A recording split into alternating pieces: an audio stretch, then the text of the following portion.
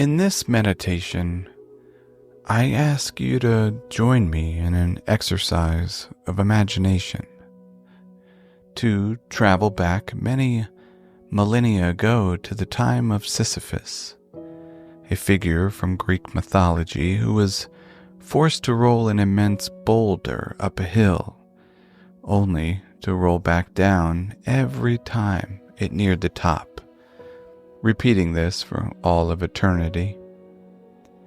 Albert Camus, a French existential philosopher, concluded in his book The Myth of Sisyphus that we should imagine Sisyphus happy. It's not how most of us imagine being happy, but I ask you to be open to the idea. These words, inspired by Camus' writing, might shift how you think about aspects of life. Before we begin, I invite you to find somewhere comfortable. You could sit up straight if you like, or even lie down. You might embark on a gentle walk through nature, or your neighborhood will also suffice.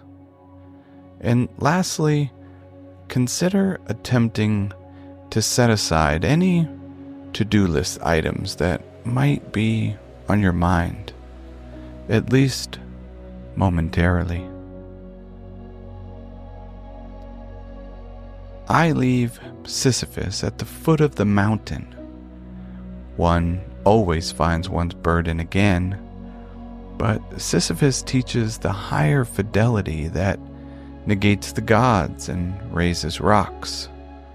He, too, concludes that all is well.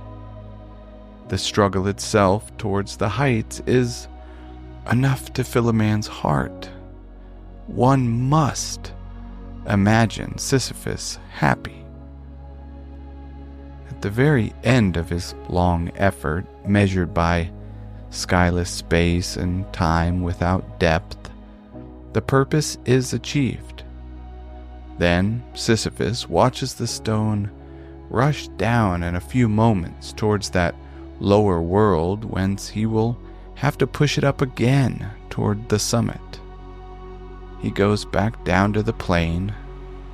It is during that return, that pause, that Sisyphus interests me. A face that toils so close to stones is already stone itself. I see that man going back down with a heavy yet measured step toward the torment of which he will never know the end.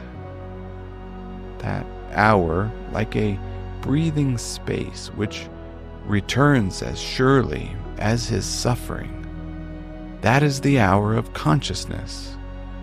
At each of those moments, when he leaves the heights and gradually sinks towards the lairs of the gods, he is superior to his fate. He is stronger than his rock. The absurd man says yes, and his effort will henceforth be unceasing. If there is a personal fate, there is no higher destiny.